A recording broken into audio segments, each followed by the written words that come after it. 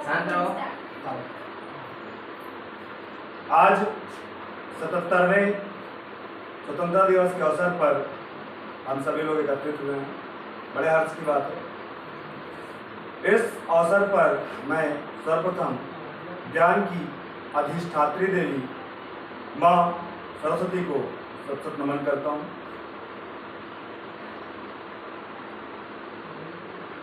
हम अपनी जान के दुश्मन को अपनी जान कहते हैं।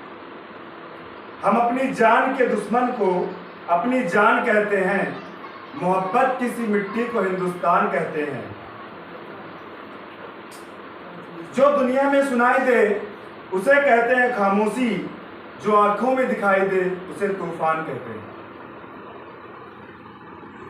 जो दीवार में सुराख है छेद, जो दीवार में सुराख है, चाइना अमेरिका पाकिस्तान साजिशों का हिस्सा, इसे हम अपने घर का रोशनदान कहते हैं। इसे हम अपने घर का रोशनदान कहते हैं।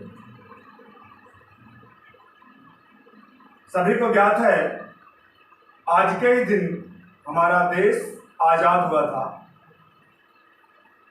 काफी संघर्षों के बाद, काफी सालों की गुलामी के बाद हम पूरी तरीके से आजाद हुए और अपने देश में, अपने शासन में, अपने नियम कानूनों पर हम कार्यरत हैं। इसी श्रृंखला में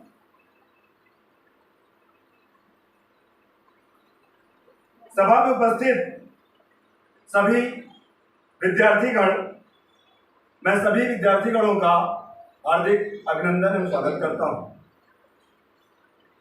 आज मैं देश प्रेम और देशभक्ति के बारे में कुछ बातें साझा करूंगा आप लोगों से। आप लोग उसमें विचार विमर्श करेंगे और कहां तक हम सही हैं इसका आंकलन स्वयं करेंगे। आजादी की असली मतलब वही समझ सकता है जिसने कभी गुलामी की हो। हम सौभाग्यशाली हैं कि हम स्वतंत्र भारत में जन्म लिया है। यूं तो आजादी की लौ सन 1857 में ही जल चुकी थी, जो मशाल बनकर हमारे देश को आजाद कराई। प्राचीन, मध्यकालीन, वर्तमान भारत के उदाहरणों से स्पष्ट करना चाहूंगा कि जब फिरंगियों के फेरे में भारतीय फंस गए थे, तब तुरंग दे बसंती चोला के एक ही आवाज पर चोले के टोले उमड़ पड़ते थे। वो देशभक्ति थी, उस समय की देशभक्ति की कसौटी थी। तब देश मर जाने को, मिट जाने को, कट जाने को, बलि चढ़ जाने को कहता था। आज देश मर जाने को, मिट जाने को, बलि चढ़ जाने को नहीं कहता है, बल्कि यदि प्रत्येक नागरिक अपना प्रत्येक कार्य निष्ठा से, अपने पूर्ण मनोयोग से, अपने कर्तव्य से करे, तो मैं देशभक्ति, आज की देशभक्ति को इसी परिभाषा से स्पष्ट करूंगा कि अपना कर्तव्य ही अपनी देशभक्ति है। पहले के समय में वंदे मातरम के नारे से, पहले के समय में एक वंदे मातरम के नारे से खून में आने वाला 5-5 डिग्री का तूफान लोगों के शरीर को झकझोर कर रख देता था और अंग्रेजी शासकों के जड़ों में तूफान ला देता था। लोग मर जाते थे, मिट जाते थे, फांसी में चढ़ जाते थे। तब लोग अपनी देशभक्ति साबित कर रहे होते थे, क्योंकि उस दौर की देशभक्ति की कसौटी यही थी। सन 62, 65 और 71 के युद्धों में अपना सुहाग गंवा देने वाली औरतें तब घर के हाल ये हो जाते थे। प्यार भी भरपूर गया, मांग का सिंदूर गया, नन्नों ननिहालों की लंगोटियां चली गई, छोटी छोटी बेटियों की चोटियां चली गई, बाप की कमाई गई, भाई की पढ़ाई गई। एक विस्फोट हुआ, पता ही नहीं चला, पूरे जिस्म की कई गोटियां हो गई। और आपके लिए तो साहब केवल एक व्यक्ति मरा है, एक आदमी मरा है, किंतु हमारे घर की तो रोटियां ही चली गई।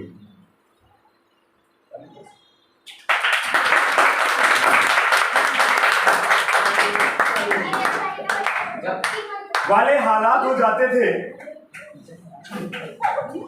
इस हालात हो जाने के बावजूद भी, ऐसी हालात हो जाने के बावजूद भी एक माँ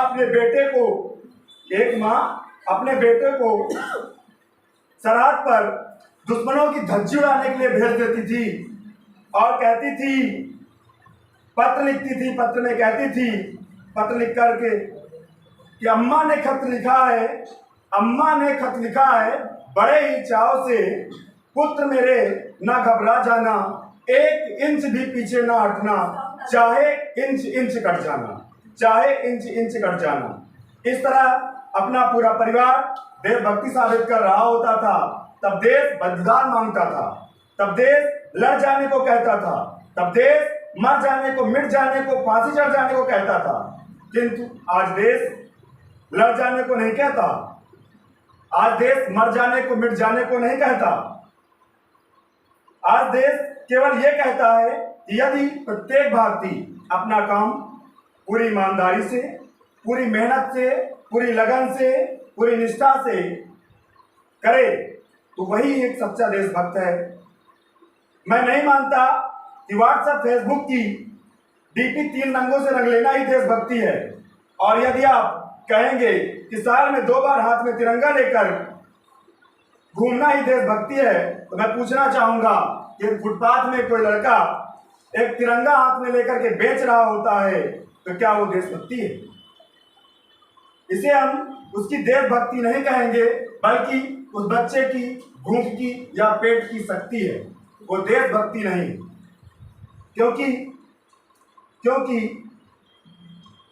भूख की शक्ति उसे होती है, या भूख की शक्ति जिसको होती है उसको ये कार्य करने के लिए एक मजबूर बनाती है, वो मजबूरी होती है उसकी, जो झंडा बेच रहा है, ना कि वो देशभक्ति प्रदर्शित कर रहा है।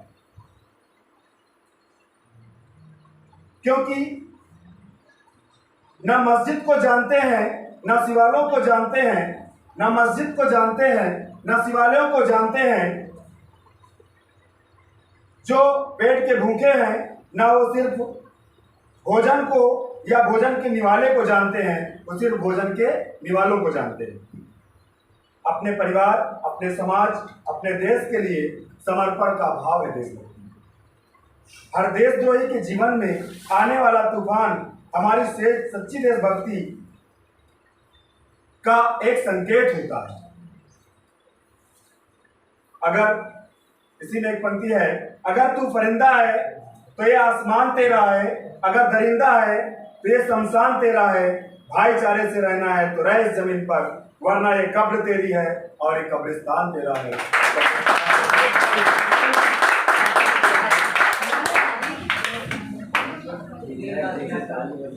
अगली पंक्तियां फिर प्रसिद्ध हैं अब तक। करा उठती है देशभक्ति जब मुसीबत में फंसे लोगों की जान बचाने के बजाय ज्यादा से ज्यादा लोग सेल्फी लेकर अपनी लाइफ बढ़ाने में लगे रहते हैं। करा उठती है देशभक्ति जब मुसीबत में फंसे लोगों को बचाने के बजाय लोग सेल्फी लेकर के अपनी लाइफ बढ़ाते हैं। आज के इस दौर में वो युवा जिनके ऊपर जिम्मेदारियां भी हैं, अपने देश, अपने समाज, अपने राष्ट्र की आशाओं को बांधे रखने की, आज का युवा अपने 4x4 इंच की स्क्रीन पर अपनी कोमल उंगली के घर्षण मात्र से अपने मन भावों की इमोजी भेज रहा है। फोन से इमोजी भेज रहा है, फोन से केवल देशभक्ति प्रकट कर रहा है। 4 बोतल वोट का, काम मेरा रोज का ने भारत का भविष्य तबाह कर रखा है। लड़कों से बात करते देख घर में हड़काते हैं और घर में अपनी जीएफ के किस्से लड़के हंस हंस के सुनाते हैं। किसी लड़के से बात करते देख भाई घर पे हड़काते हैं और वही अपने जीएफ के किस्से अपने घर में हंस हंस के सुनाते हैं। और मैं बता दूं, मजदूर को मजबूर मत समझिए, मजबूर नहीं, गरीब को काम दीजिए, दान नहीं। और दान देने के इच्छुक हैं तो जीते जी को रक्तदान दीजिए और मरने के बाद जीते जी रक्तदान दीजिए और मरने के बाद मरते हुए को अंगदान दे करके उसको जीवन दान दीजिए। मेरे शब्दों में यही सबसे अच्छी देशभक्ति है।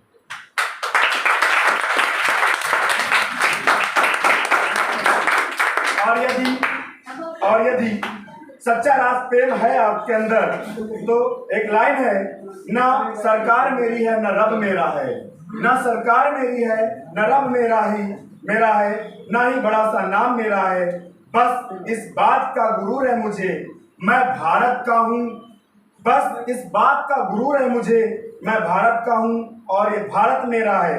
मेरे विचारों में न हिंदू की जरूरत है न मुसलमान की जरूरत है।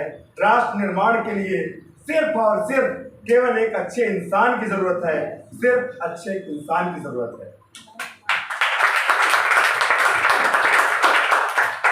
असल मायने में हमारा राष्ट्र निर्माण तब संभव होगा जब एक गरीब बच्चा माध्याह्न भोजन के लिए नहीं बल्कि शिक्षा के लिए सरकारी स्कूल में एडमिशन कराएगा। असल मायने में देशभक्ति तब साबित हो पाएगी जब एक गरीब घर का बच्चा किसी सरकारी स्कूल में मध्याह्न भोजन के लिए नहीं, मिड डे मील के लिए नहीं, बल्कि शिक्षा अर्जन के लिए, ज्ञान अर्जन के लिए सरकारी स्कूल की चौखट पर कदम रखेगा। और हमारा देश का निर्माण तब तक संभव नहीं होगा जब तक एक नागरिक, हमारा देश का निर्माण तब तक संभव नहीं होगा जब तक एक नागरिक नैतिक रूप से भिन्न, चारित्रिक रूप से भिन्न, मानसिक रूप से दिवालिया, धार्मिक रूप से अंधा, राजनीतिक रूप से गंदा, शैक्षिक मान्य मूल्यों के आंकड़ों के चिन्ह पैबंद में अखंड भारत के खंड खंड करता रहेगा, तब तक हमारा राष्ट्र निर्माण संभव नहीं है। बड़ी बड़ी बातें नहीं, छोटी छोटी कोशिशें करनी पड़ती हैं, क्योंकि ठोकरें पहाड़ों से नहीं पत्थरों से लगा करती हैं। बस I being an Indian, I being a student, I being an Indian, I being a teacher and a student, I being a simple son of motherland, feel proud of being I am Indian। और मैं salute करना चाहूँगा कि जो लोग सरहद पर रात दिन खड़े रहते हैं, जवान को, पुलिस को, प्रशासन को और किसान को, जिनके बिना राष्ट्र निर्माण असंभव है। हमारा राष्ट्र निर्माण तब संभव होगा जब हम सभी, मैं, आप, हम मिलकर प्रयास करेंगे। प्रयास कैसा? क्योंकि हमारी जिम्मेदारी है अपने देश को आगे ले जाने की। अंत में यही कहना चाहूँगा, हमारा देश महान था, महान है, महान रहेगा। हमारा देश महान था, महान है, महान रहेगा। होगा हौसला दिलों में बुलंद, होगा हौसला दिलों में बुलंद, तो पाकिस्तान भी जय हिंद कहेगा, तो पाकिस्तान भी जय हिंद कहेगा। पाकिस्तान ही नहीं, सारा जहां भी जय हिंद कहेगा, क्योंकि सारे जहां से अच्छा हिंदुस्तान, सारे जहां से अच्छा हिंदुस्तान। हम बुलबुले हैं इसके, ये गुलसिता हमारा, ये गुलसिता हमारा। भारत माता की धन्यवाद।